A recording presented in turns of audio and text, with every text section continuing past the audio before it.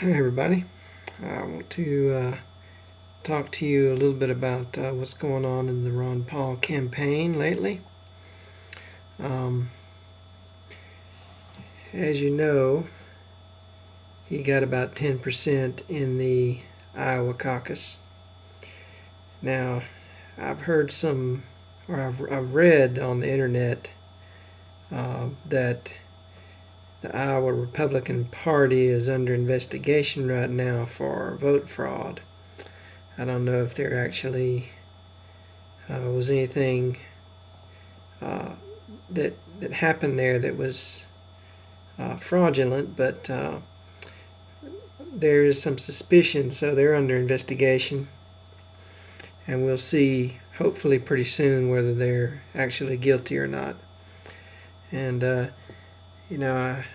I hope there wasn't any, because I'd like to think that that kind of stuff is not going to happen.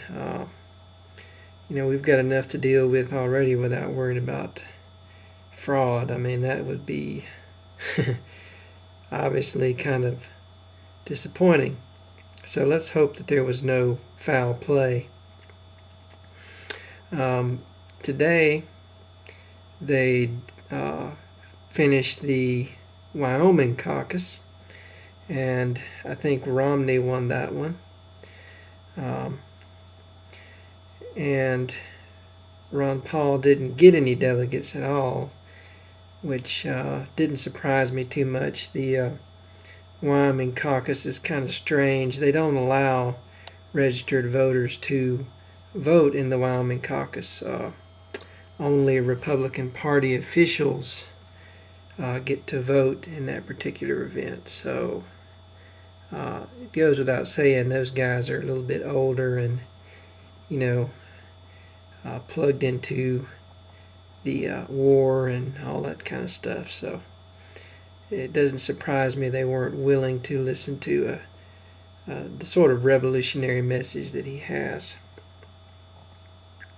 There's been people talking about the Huckabee Revolution, of course. And just for the record, I want to say, if there is a Huckabee Revolution, it'll be the first revolution that will fight to keep everything the same. So if your idea of revolution is to continue the status quo, then Huckabee's got a program just for you.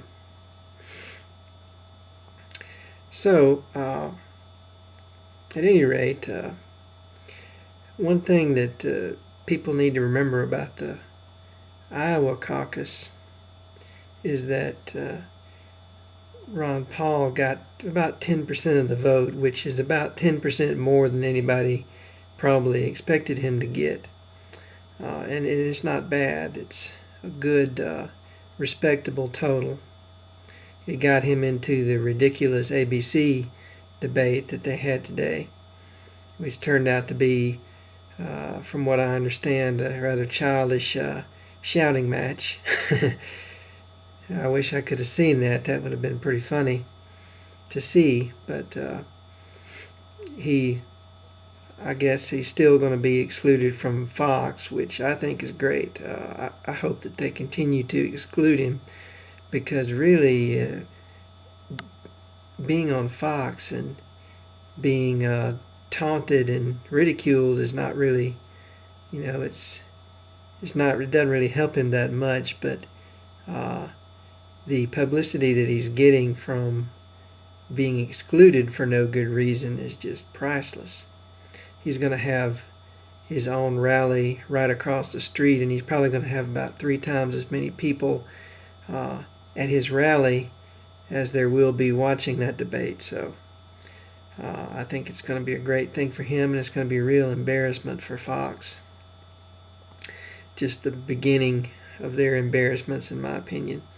As I've said before, this election, what we're seeing is the internet versus the old media.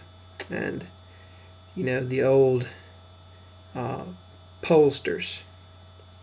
And the old pollsters are calling people up who have voted for Bush in the previous election, and they're telling us that these are, the number of people that are going to vote for Ron Paul are taken out of that group, and they're saying that this is scientifically accurate.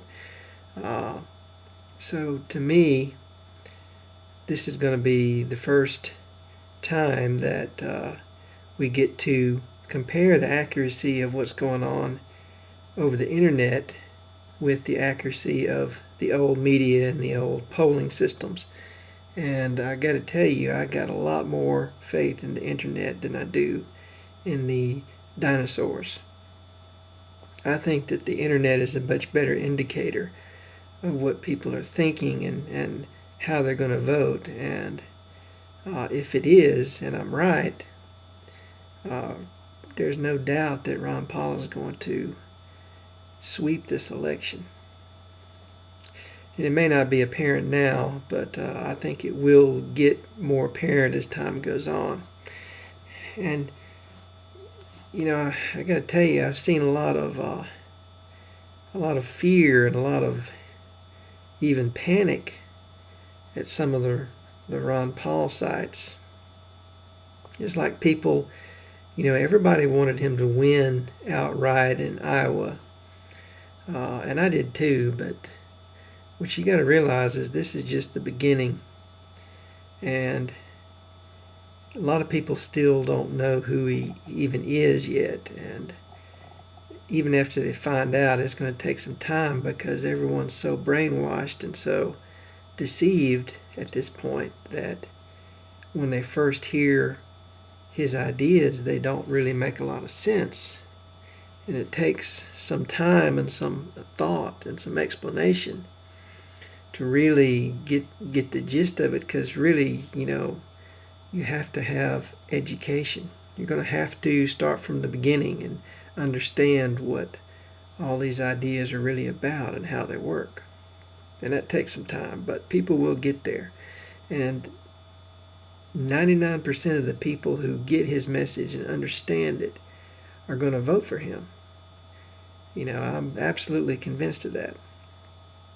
So, what you got to realize is the media they spin things and they sensationalize things. So, of course, they're going to say that, Hillary's dead in the water and, Ron Paul is an afterthought now that we've had one state out of the way.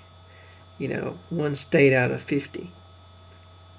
It's just, no, it's not that important. We need to wait until Super Tuesday and then see what happens then. And New Hampshire is going to be a big wake-up call, I believe, because, New Hampshire is a live free or die state, and I know he's got to have a groundswell of support there. The Republican Party in New Hampshire has already disassociated itself with the Fox debate, and that's got to tell you something right there. So, at any rate, we don't need to start changing our strategy or start blaming Ron Paul or blaming his staff. We don't need to start running attack ads or changing the message. We've just got to stick to our guns and, let the chips fall where they may. There's a great scene in Master and Commander. I don't know. This might not make sense unless you've seen it, but it's a movie about a sailing ship, and this ship comes in contact with another ship, and they start a battle, and the other ship fires first, and the cannonballs are flying everywhere, and wood chips and splinters are going everywhere, and it's just a chaos and absolute violence. And the one thing that they say is, hold fast. Just wait until we get our chance to shoot back. And that's what we got to do. Just hold fast.